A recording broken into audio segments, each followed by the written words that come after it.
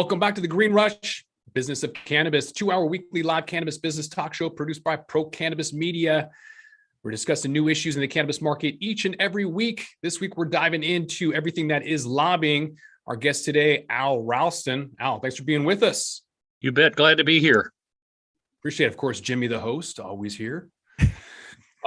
Al, you only have 50 years experience, not a whole lot, but you might know a thing or two.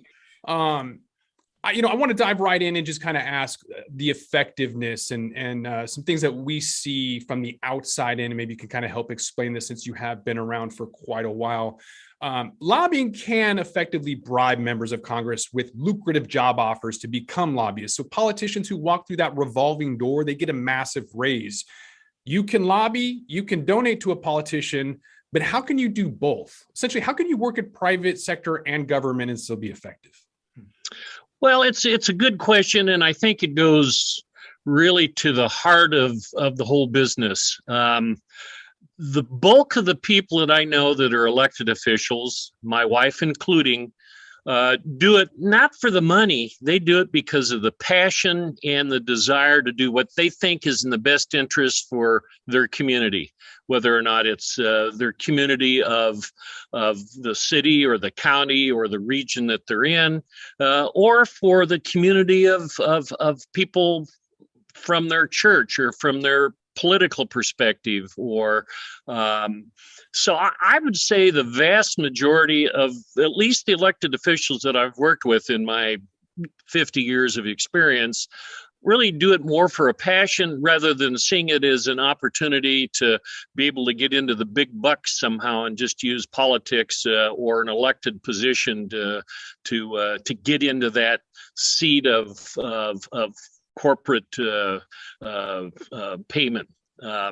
That's the bulk of it. Now, I've seen the other. I've seen people that will join to be able to use it as a stepping stone to get to someplace, but that's really the exception, I think, to the rule.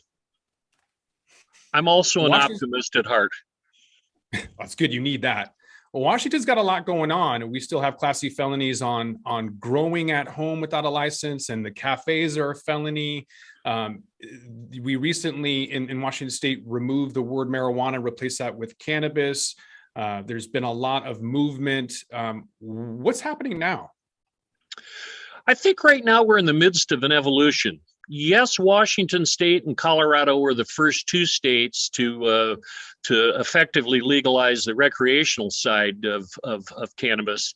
And that's been 10 years ago in Washington State. And I think it's an evolution of, if you're a Democrat, you're looking at it as to how it affects your community. There are some Democrats that see it as potency is an issue, and they're afraid for their kids or their family or whomever. And then there are Republicans that are going, man, I don't know. I grew up in cannabis was an illegal substance. I'm having a hard time getting to doing the things that are necessary for it to be an actual real product in the state of Washington. Having said that, I'm seeing a lot of Republicans in the state of Washington that may think that cannabis is a gateway drug or whatever, but the people 10 years ago voted for it.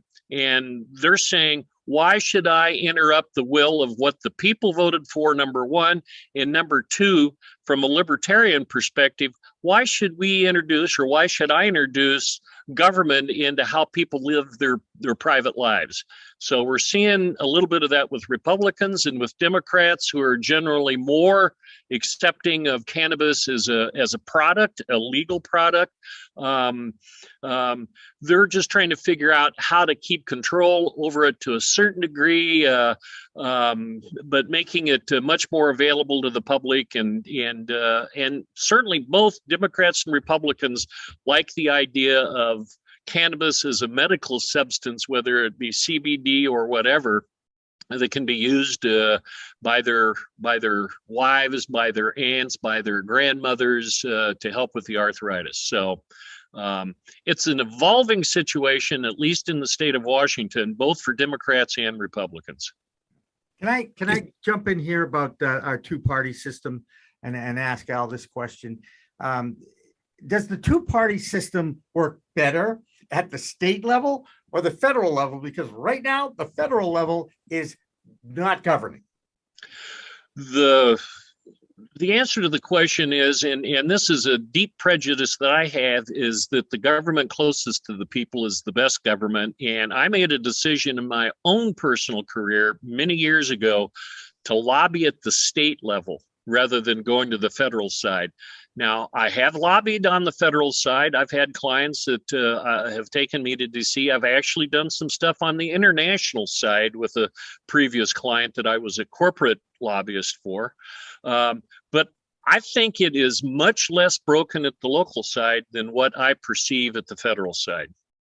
Yeah, that's for sure. I mean, it's really a no-brainer even to think. And I'm certainly hoping that the two parties will figure out a way to at least get something. Again, they've been talking about safe banking now, your guy, I mean, for years, really. And, you know, as someone who's had some issues with my company in banking, I'd really like to see that rectified in some capacity, even if that's the only thing that gets done under this administration. That being said, you guys know what side of the world I'm on. I'm over in Massachusetts. You know, this is where it all began. I'm a rebel. I get it. You know, this is, you know, the hub of the universe is what a lot of people in Boston think it is, although we're pretty sad today, but let's not go there either. Al, what is the biggest issue in Washington State right now? I've heard Josh talk about the situations there, and it boggles my mind that a state that's been doing this and had it legalized for 10 years doesn't allow home grow. That's just crazy to me. Well, home grow is probably the one or two of the largest issues in the state, and making the rounds of legislators, Democrat or Republican, because while the Democrats do hold a pretty substantial majority in both the House and the Senate in Washington State, and we have a Democrat governor, there have been a substantial number of other issues outside of cannabis that have taken the time, particularly of the Democrats in the majority, whether it be homelessness issues or transportation or you know, those sorts of things, social service issues, that cannabis has taken more of a back seat than what I would like to have seen from the Democratic majority. But home grow is one of those.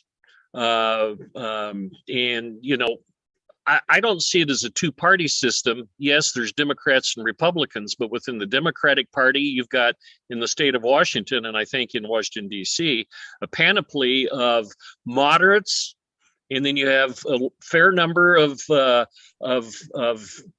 your more progressive to the Bernie Sanders side of things who don't always agree, and you have fights within that Democratic caucus. So much so that you've seen a change in the speakership over the last couple of years in Washington State, and it still isn't settled as to kind of where the Democratic Party is leaning on issues, let alone cannabis.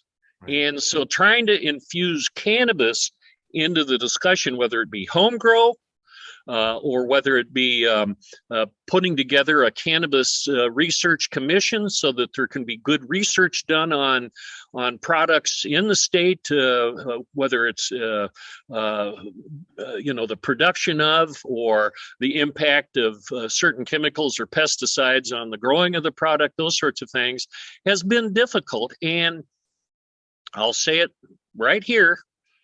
Within the cannabis industry, there's been disagreement on those issues all the way around anyway, certainly with the commissions and to a certain extent, home grow is, there are some very progressive Democrats and there are some in the associations that exist that aren't sure about home grow because they don't want it to be a competitor to their own products that they're growing. So sometimes the cannabis industry can be their own worst enemy. Yeah. Well, the more mature one, you know, you guys have been around 10 years. You know, I'm starting to see that here in Massachusetts. We've been 2016, the voters, 2018, the first joint was sold legally. We're 4 years in. There's over 200 dispensaries now in this state. There are some issues inside the state, and I would like to see more collaboration than competition. But in a lot of ways, that goes against the American capitalist system too, because everybody's in it to make money. I get that, believe me, it's being drilled into my head for sure.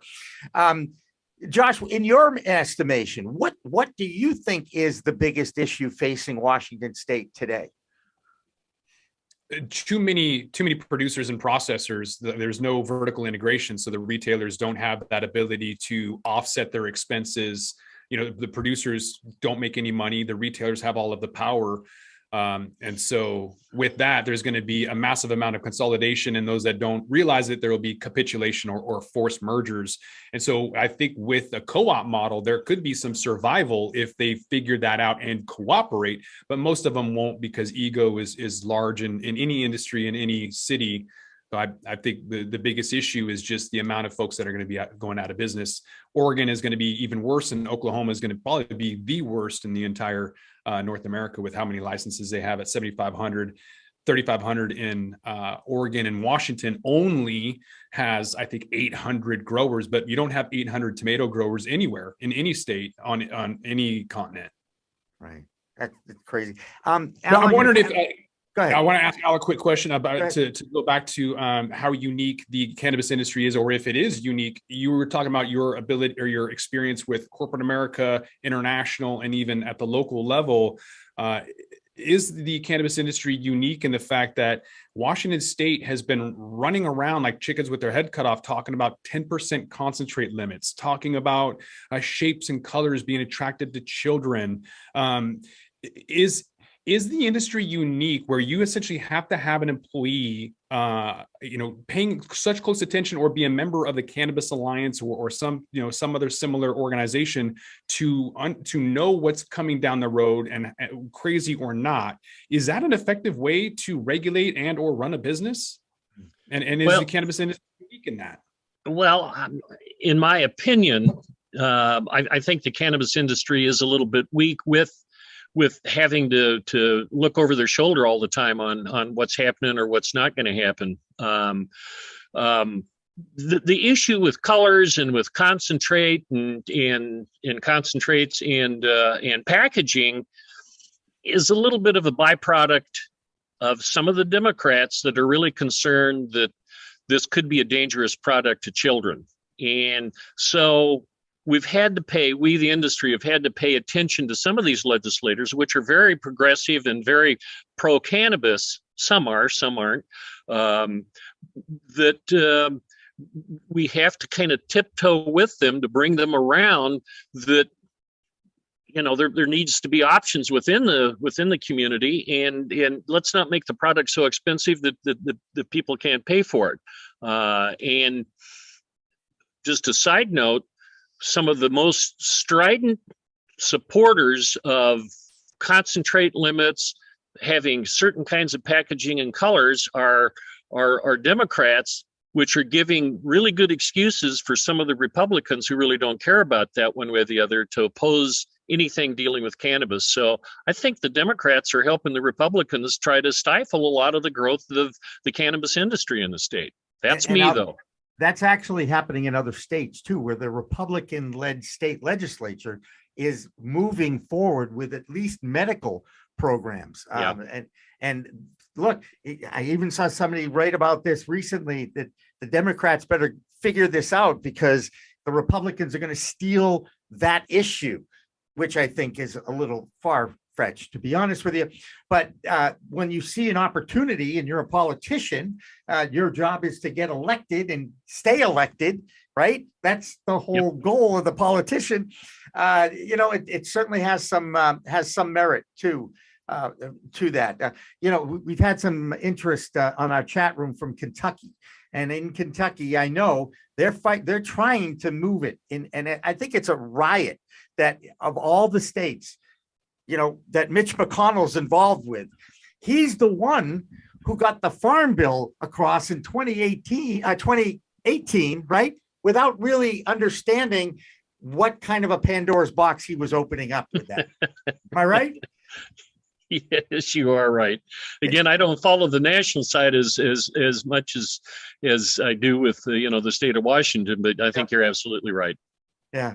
And E8 was a perfect example of that in Oregon, where they just had to outlaw that, but with hemp. right. And Delta 8 as a product that's legal in some states and not legal in others. And they're not, or not regulated, or not even regulated. I know. Even more so. It's whenever I hear the line about the kids, and I totally get that. And I've always been involved with kids in many capacities. And I like to think that I'm a mentor to young people all the time. It's still education. And when you tell a kid not to do something, okay, that's what they're going to do. That's exactly what they're going to do, because they want to find out why you as an adult and authority figure are telling them not to do something. So I'm friends with Dutch people and they don't smoke cannabis. Right. Let me add an interesting note to this. I was speaking to a state legislator the other day, a pretty progressive Democrat, who's a member of something I didn't know existed called the Dry Caucus. So it's a mixture of Democrats and Republicans that are in this case, they're non-alcoholic drinkers. They're almost prohibitionists. Yeah. And she was calling, looking for a political donation. And I said, well, I do represent the Cannabis Alliance, the largest association in the state of Washington. And she said, Al, I'm calling you because I trust you. And I have to say that I finally smelled what cannabis smells like the other day she was walking past a street corner, and she said, I started looking into it. Cannabis is much safer for children than alcohol is.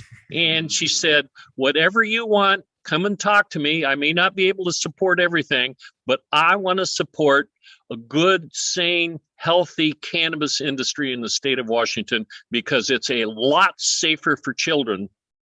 I think she really meant teenagers, but it's a lot safer for children than cannabis is. Right. So we're starting to see, I think, a sea change from someone whom I've known for a long, long time. And that's where I think a lobbyist can be effective, is they have the trust of that elected official and have worked with them in the past. I do want to interject something about kids, because I don't want people to think that I'm this Yahoo pro cannabis guy. Okay. Just because I started at age 14 and I'm still here. Okay. That being said, okay, I recognize that everything in moderation is a lot safer for you than anything in excess. I don't care what age you are. Right. So again, it comes back to education. And even those that are using this product on a daily basis are still learning what it does to themselves. No matter how many tests are done, no matter what strain you're into, they're now, I think I saw a research study that said even the sativa and the indica stuff isn't accurate in stores and what have you, and again, educate yourself about the effects it's going to have on that endocannabinoid system that every mammal has, because that is a balancing mechanism inside all mammals. And it is going to affect you differently. Just like my metabolism is different than most people my age. I mean, everybody says I've got this chaotic energy streak because I'm always talking, I'm always doing, and yet I'm pretty mellow after work. You know what I'm saying? Because I do relax. And I've also said one thing, and I do this now whenever I go to a bar, I have one drink. If I go to a party, I have one drink. That's it. Because I don't want to get behind the wheel of a car under the influence of alcohol. Have I gotten behind the wheel of a car under the influence of cannabis? Yes, I have. And I actually had it in my system when I passed my driver's test at 16 and a half. So, and I managed to pass it, by the way, and I've never, knock on wood, had too many issues with that either. And again, that's why I make this speech a lot, because I do believe in moderation and I do believe in education. And the more we have of it, and Mothers Against Drunk Driving did a great job in this country enlightening people about the dangers of driving drunk. And I do give them a lot of credit. But cannabis is a completely different element in your life. It just is. And we still are learning about it. We being the industry, those who use it on a regular basis are still learning about it. And now there's actually research on research that's going on, right? I just hope that we continue to have these discussions. I was at the Athletes in Cannabis conference a couple of, I don't even know if it was weeks or months ago, because, you know, cannabis years, as you know, all blend together. And one of the guys in the room, I do remember who it was, said, hey, look, at least we're talking about it. You're in the room talking about it. And that, to me, is why we're here at Pro Cannabis Media, giving opportunities for the industry to feel comfortable talking about these issues, not pushing every single thing. Everybody needs to go on it and it can cure all. It does not. Okay. But can it help with maintenance of chronic pain? 100%. Can it help with glaucoma? Absolutely. Can it help with Crohn's disease? 100%. So there's enough research now to see what this plant can do, but we still need to study it. I'm talking with college kids who are trying to get internships. They want to be the scientists that test the products and learn from those tests. So, you know, I do think that there is a movement afoot to educate. What do you think Washington State is going to do in 2 to 5 years, guys? How are they going to rectify what they've already built? And you're both from that state. So Josh, you answer that question first. I think they need to allow for out-of-state investment. I think that's one of the biggest hindrances that I've seen when I've talked to folks. They're desperately trying to, expand, scale, automate, get into other areas, and they can't because no investor wants to give them money for this state. So I think that's one of the biggest hindrances. Also, the lack of vertical integration. So if they can allow for out-of-state investors, I think that would be a huge push for the folks here who need capital, especially in this current economic environment. Al, what do you think? Yeah, I think that's things are going to evolve probably sooner rather than later when it comes to out-of-state investment. I still think there's an interest in when that happens of how much of a percentage that can be of the total ownership. That might be an interim step. I also, and I'm big on, and the Cannabis Alliance is big on research, and that's where the Cannabis Commission, I think, is an appropriate next step to take a look at, to have some opportunity for research. And I hope that Congress gets its act together enough sooner rather than later to deal with the banking situation. And there have been a number of issues in robbery and in murder when it comes to retail establishments, and that's got to be fixed. There's some social equity issues that probably need to be dealt with, and I think that's going to evolve. There was legislation passed in the state a couple of years ago that dealt in expediting overturning sentences of certain kinds of misdemeanors. That's the right thing to do because the war on drugs did a pretty big disservice to the minority population around the country, but certainly in Washington State. And we've got a long ways to try to fix that. There's a couple more steps, and I think we're going to do just fine in that regard. But I think home grow. In this state, we're looking at 5 plants with lots of protections around it. And the good news is we're starting to get very positive signals on home grow from the majority leaders in both the House and the Senate. So I think that could evolve hopefully as early as this next session. Out-of-state ownership, it's going to take a little bit of cooperation from a couple of the other associations to get that to work right. And let's get over for the cannabis industry to get into the hostage holding situations that seem to exist, and we're tripping over our own feet. But it's evolving, and I'm proud to say I got talked into coming to work. I didn't need the work. I've got plenty of other clients, but I have really enjoyed the leadership in the Cannabis Alliance and being able to work on these issues. And part of my specialty is bringing Democrats and Republicans together to work on complex issues. And so it's been fun for me, and I think that's where we're going. Can we send you to Washington, D.C., please? It's like, they just don't get along there. And I hate the name calling, and I hate the blame finger and all that. Al Ralston, the Vice President of Gordon Thomas Honeywell Governmental Affairs. That's quite a title. Thank you so much, sir, for joining us and enlightening us about Washington State. Josh, you did a great job at finding Al, first of all, and as well as jumping in as the host. So we're gonna take a break, our final break until the top of the hour when we go to our news show. Don't go away. Green Rush Live continues after this.